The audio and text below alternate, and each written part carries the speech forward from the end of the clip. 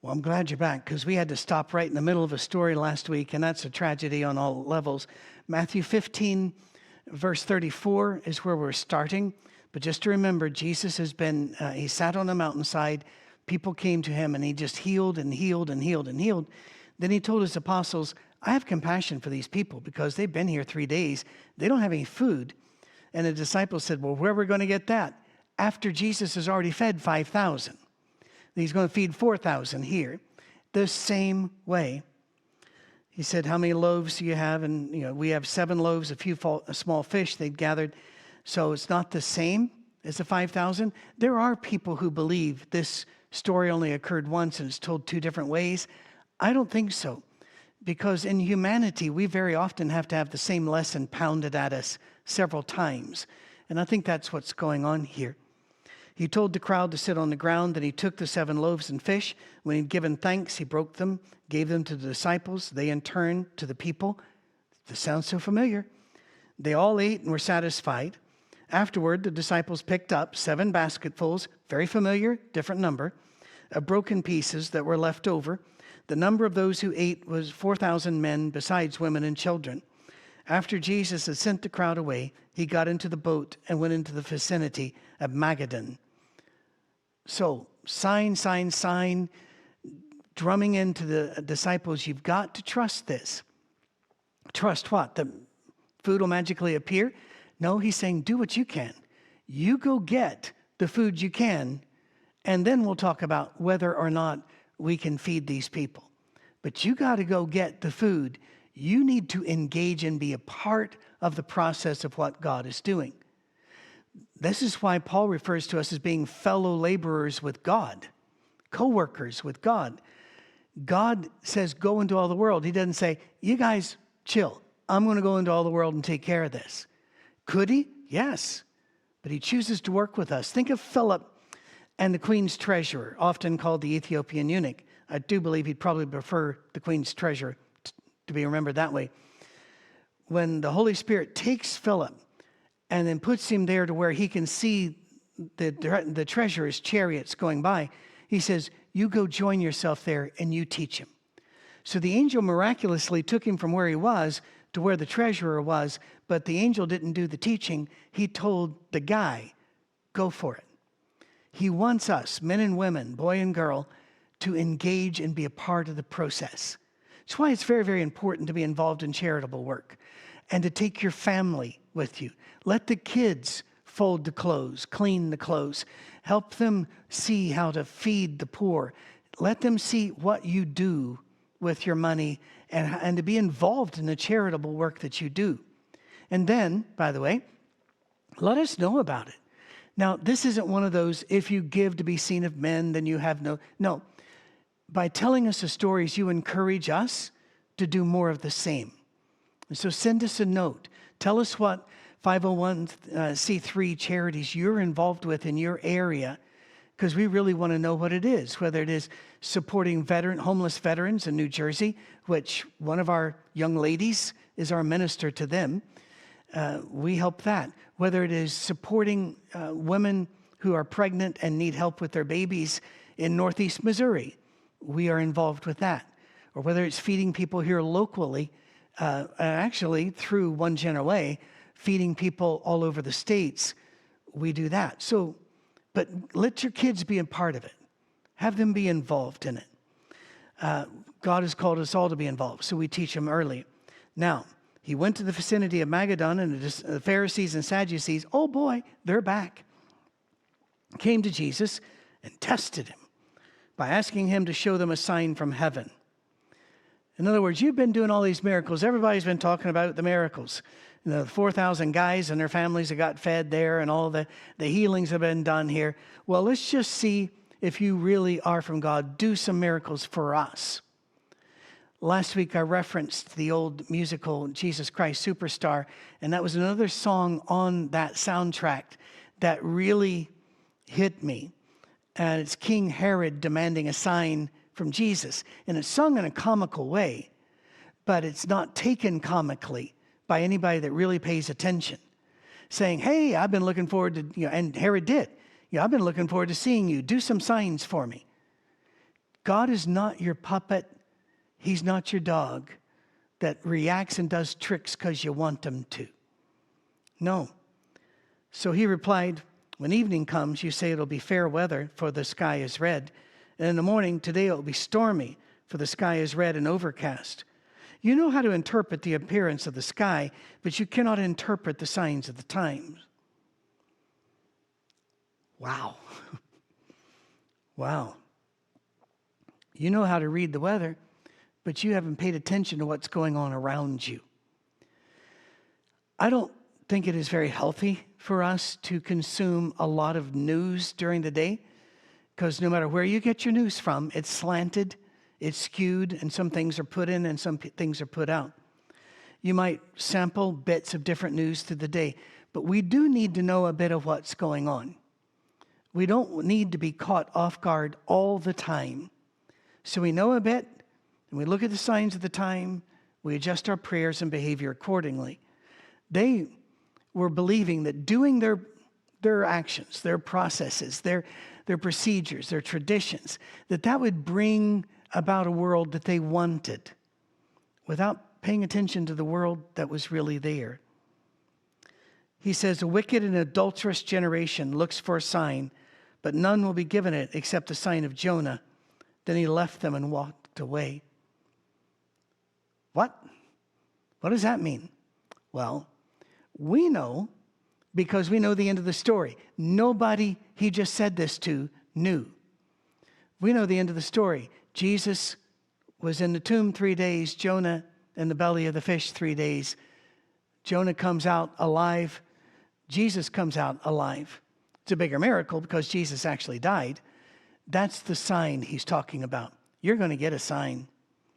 You're not going to like the sign you get because it's going to end you. It's going to end your whole concepts, your whole group. They went across the lake. The disciples forgot to take bread. Who's surprised? We've already seen it happen repeatedly. Be careful, Jesus said to them. Be on your guard against the yeast of the Pharisees and Sadducees. They didn't get it. I mean, why would they get it? Would you have gotten it? So they discussed it among themselves and said, it's because we didn't bring any bread. In other words, be careful that you don't get bread from those guys. That's what they got from this. Aware of their discussion, you can almost see Jesus going, you have little faith. Why are you talking among yourselves about having no bread? Do you still not understand? Don't you remember the 5 loaves for the 5,000 and how many basketfuls you gathered? Or the 7 loaves for the 4,000 and how many basketfuls you gathered? How is it that you don't understand that I was not talking to you about bread, but be on your guard against the yeast of the Pharisees and Sadducees? Then they understood that he was not telling them to guard against the yeast used in bread, but against the teaching of the Pharisees and Sadducees. All right. We first came to America, the area we lived in Ohio for about 9 years. And the families around then were really big into the homemade bread. And by the way, it smells up the house something beautiful. It is amazing. And it tastes great. But it was labor intensive. And sometimes when people left home for a while, vacation or work had called them away, they would go over to a trusted friend and say, here's my starter. Can you keep my starter alive for me while I'm gone? And they would. It was almost a cult. It was a big deal there. But cult I thoroughly enjoyed because it was tasty. I learned a lot about yeast and how little you need, but it's an active living thing, yeast is. A unicellular thing which we really need.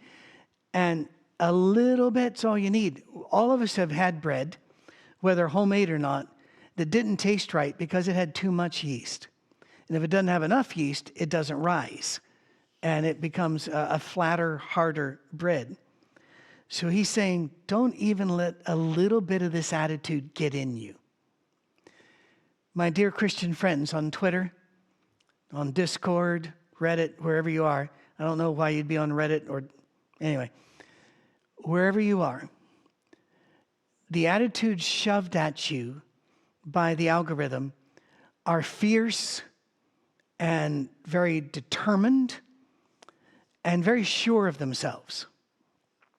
Be careful you don't let any of those that have no justification or no Christ in them take root as a little bit of yeast, because it will grow. There's a thing in human eyes called generalization and confirmation bias. If, for example, you were to say, all purple people are lazy, you just had somebody say that, and you're thinking, I'm not sure that's true. I'll just pay attention. You're going to see more and more purple people being lazy because you've heard something. Now you start looking for it. And when you start looking for things, you find them. That's not always true. Looking for a girlfriend doesn't mean you're going to get one.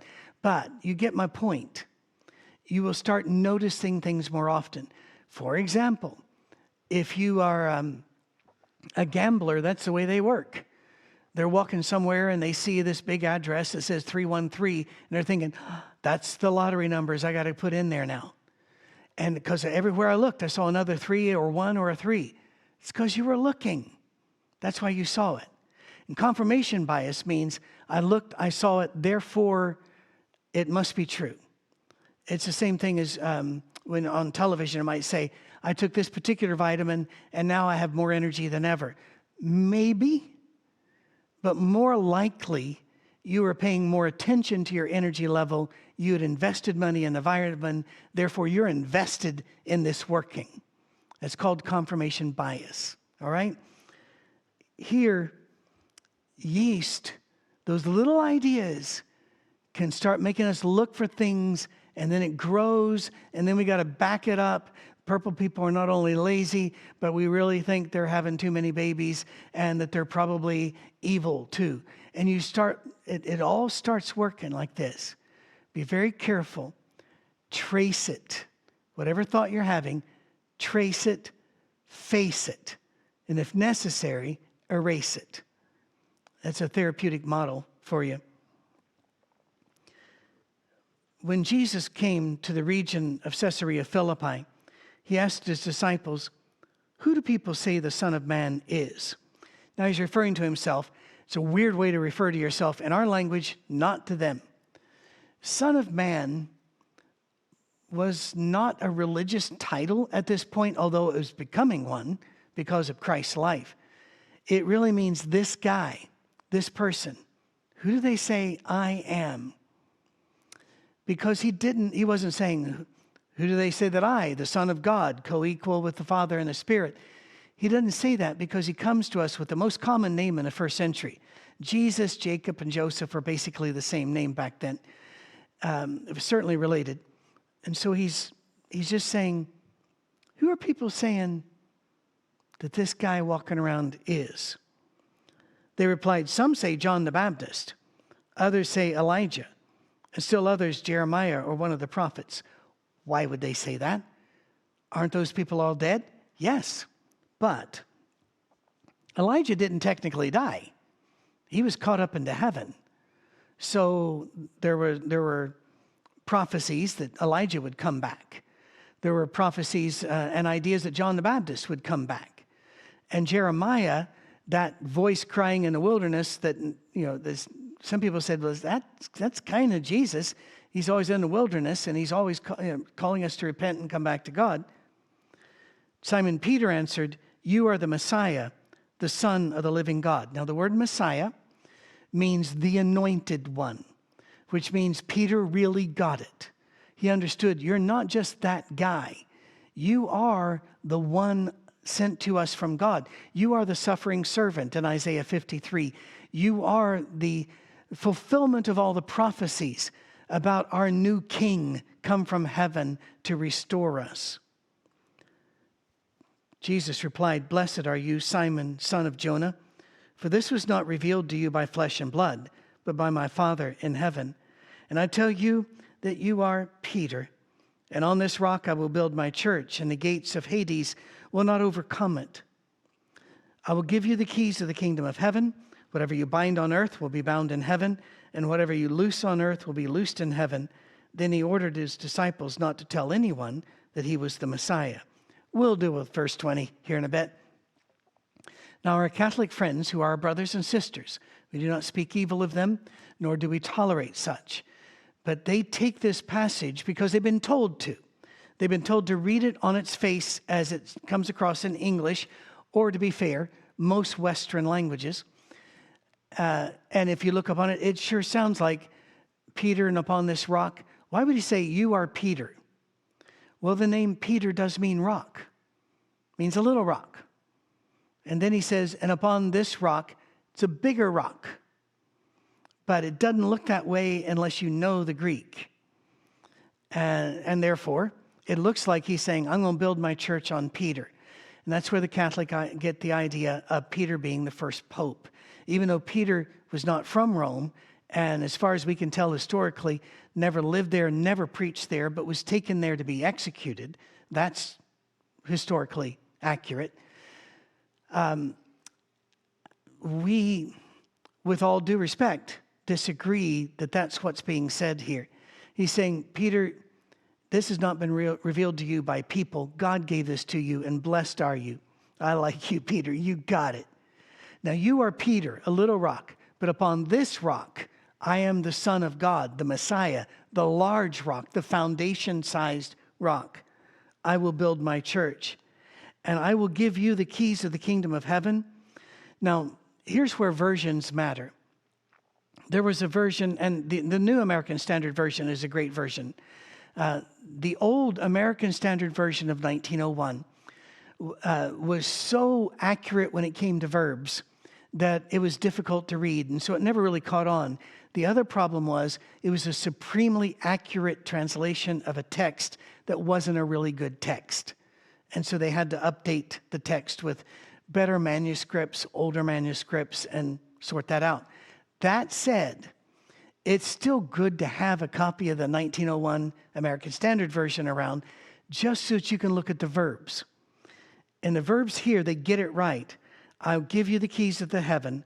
Whatever you bind on earth shall have been bound in heaven.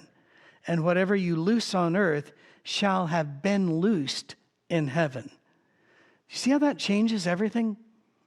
And by the way, that's very accurate.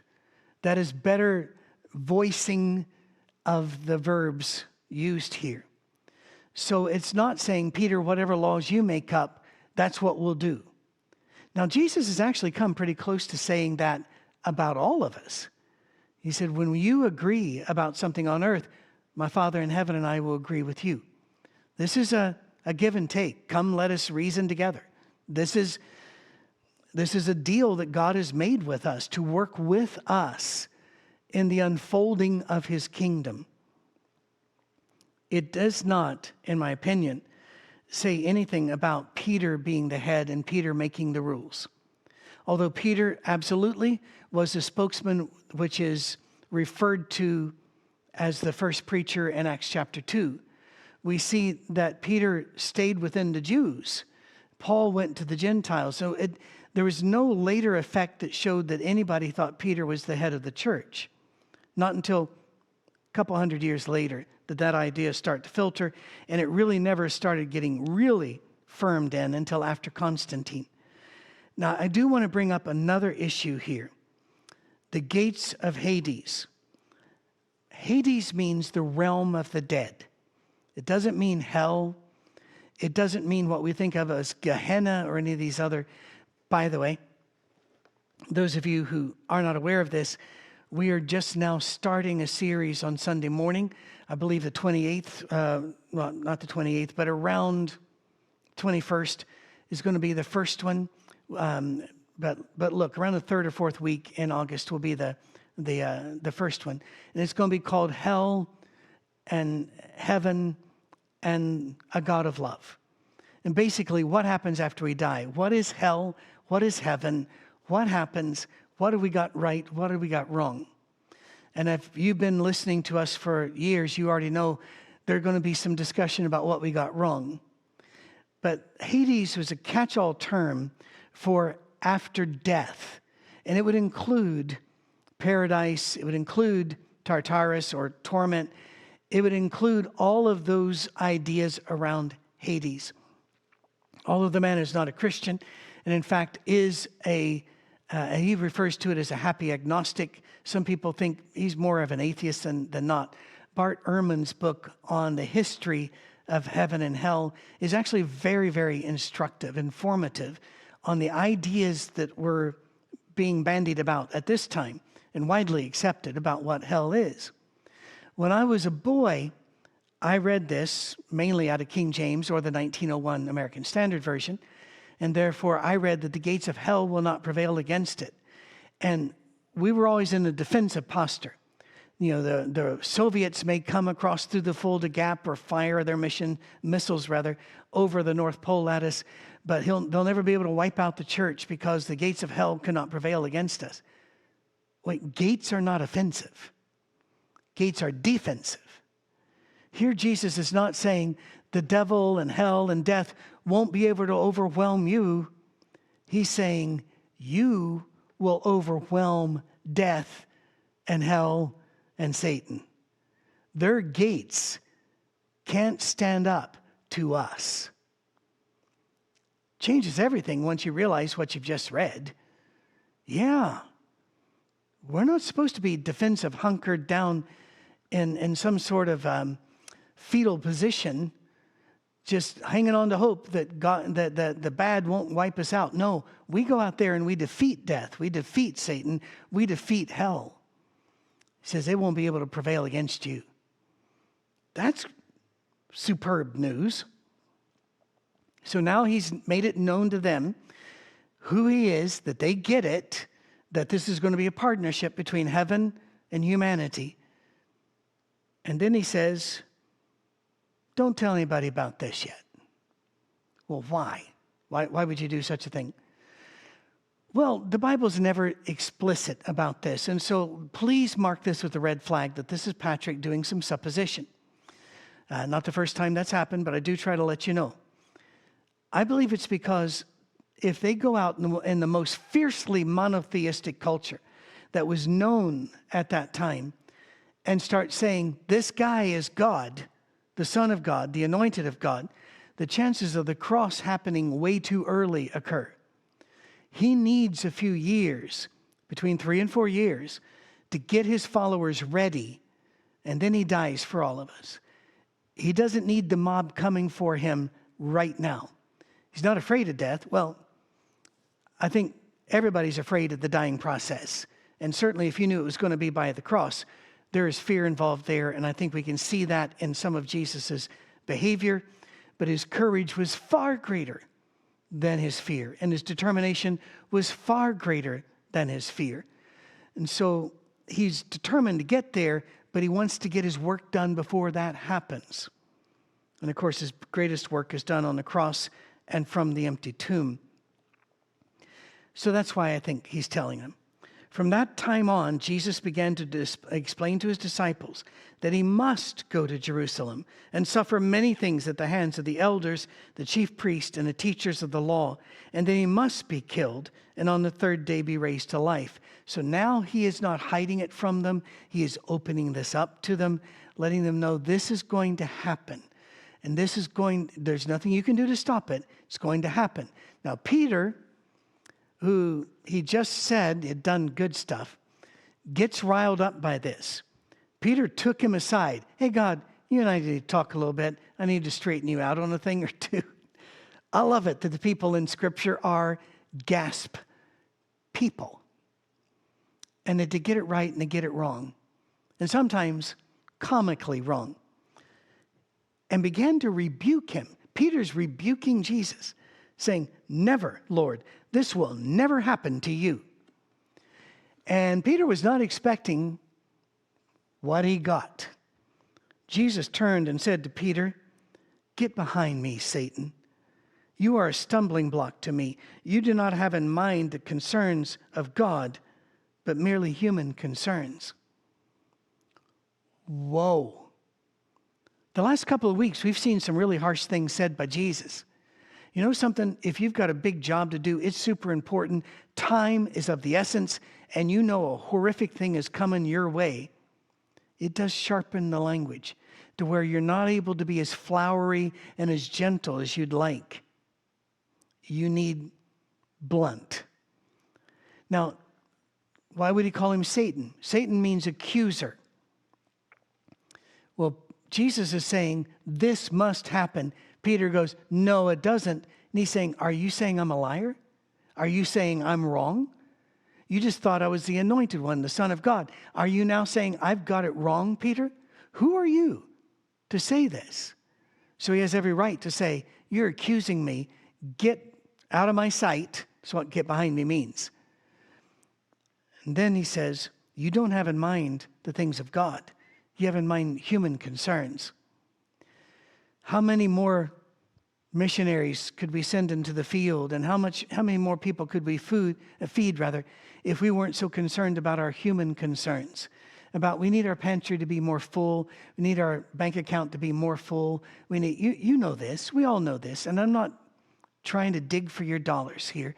You also know that we appreciate every penny sent in because it literally feeds us. But we don't beg, and we don't push you, and we don't guilt trip you. But I'm in the mix here, we very often don't move until we're comfortable, and we never get comfortable enough to move.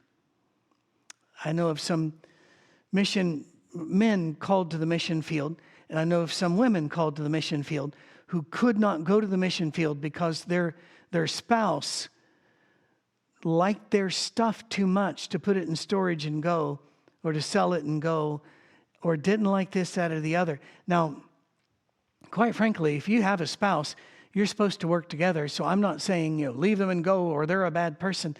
I'm just saying, be aware it's a human tendency to grab onto what we have and say, I'll go and do more when we have more. Jesus is saying, I got something to do. And you need to let me go and do it. And you need to buy in because it's not optional. Then Jesus said to his disciples, whoever wants to be my disciple must deny themselves and take up their cross and follow me. I cannot explain adequately how shocking this would be. If you were to take somebody born around the time of Jesus or any time 300 years before and bring them into our society, and they're driven around your town, and they see crosses on buildings, and then they see people wearing a cross or even a cross tattooed on them, you would have no ability to explain to them that this is a good thing. The Romans at times would crucify hundreds of people, and they would do it right by the road. Not off the road, not on a hill like we see in the pictures sometimes, far from the people. But if it's on a hill, it's because the road went that way. They would put it right there, and we see crosses being really high in the paintings. They were not high. Your feet were generally 1 to 2 feet off the ground.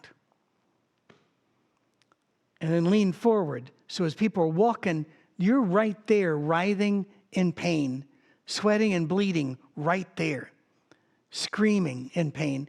And they would line the roads with them. It was the most horrific death that they could imagine. Therefore, that's the death that they decreed. Why? Because they wanted people to know who was in charge, and it was Rome and not them. And so, whenever Spartacus or anybody else rebels against them, they would kill not only that person, but a bunch of people around them. And they could be random. They'd just go into the crowd and start grabbing people. And those people would be crucified. There was no trial, no human rights, no Bill of Rights, no Charter of Human Rights, nothing like that. You were just tortured to death in front of everybody for a lesson. And now Jesus is looking at his apostles, who one of them just said, no, you can't do this. You can't go and die. And look at them and say, you can't follow me unless you pick up that cross, because that's going to be what happens if you follow me. Now, for most of us, I'm very happy to say, we will never be nailed to a tree. We'll never be stoned to death. Still does happen. I don't know of anybody that still actively crucifies except for warlords in some places. And the Islamic armies often loved crucifying the Christians when they came upon an area, because they didn't, in the Quran, they don't believe that Jesus was crucified. And so they're going, oh, you worship the cross? Well, you get nailed to one like him then. And that I don't think happens very often, again, except for various warlords. But there are people who have lost their lives. And in fact, more Christians are being killed for their faith now than at any time in human history since the Roman times. Yet it doesn't make the news because it's not important. In Nigeria alone, over 100,000 in recent years have been kidnapped, raped, forced into marriages, or murdered because they were Christians. And scores of churches set aflame, and yet it never makes our news. It's just not important enough to our news people to bring that up. It's tragic. Jesus tells us you have to be willing to pick up that cross. Now that cross, for many of us, is probably not the death, like I said, but it is self-denial. It is discipline. It is walking within the guardrails that God set for us, however imperfectly we might do so. Whoever wants to save their life will lose it, but whoever loses their life for me will find it. As one poet said, a coward dies 1,000 deaths. A brave man dies but once. The Bible in the book of Hebrews lauds some people because it says they did not love their lives so much as to shrink from death. Always wondered that. The TV series in the Americas called 24 was about a super agent that got things done in 24 hours. And it was always some massive big thing. It wasn't somebody who was going to knock off the local Family Mart. It was always, a nuclear codes to blow up the world. And they would put a gun up against somebody, give us the codes. Well, they're not going to do it. So they'd shoot somebody in the foot, and then I'm not going to do it. They'd put a gun to their head, and they'd say, okay, here are the codes. And that always amazed me. Why would you give them the codes to save your life when they're going to fire off nuclear missiles and kill tens of millions of people, including you? Now, maybe that's a cheap and unfair thing for me to say because I've not had a gun against my head and been shot in the foot. I don't think I would give them the codes. I've had people say, what if they held the gun on your wife or on your children? Hey, that'd be a lot harder. But at the same time, Christians have a different view of death. We don't die on purpose. We don't commit suicide and kill others. But we're not so afraid of death that we're going to drop our faith as a rule. Now, it's a lot easier if somebody put a gun up to your head and say you're not a Christian anymore, to say I'm not a Christian, than to give them nuclear codes. I get that as well. So don't overblow this illustration. Just remember this. Don't love your life so much that you end up losing your soul because of it. What good will it be for someone to gain the whole world and yet forfeit their soul? Or what can anyone give in exchange for their soul? For the Son of Man is coming in his Father's glory with his angels, and then he will reward each person according to what they have done. I've had people say, wait a minute, that sounds like works religion. If you try to do faith only, James says, not by faith only.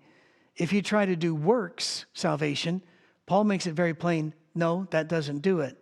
There's always a blend. Because of your faith, you will do certain things. I'm not a Christian because I do what I do. I do what I do because I'm a Christian. Your faith produces works. James doesn't say that your faith means nothing. He says faith without works is dead.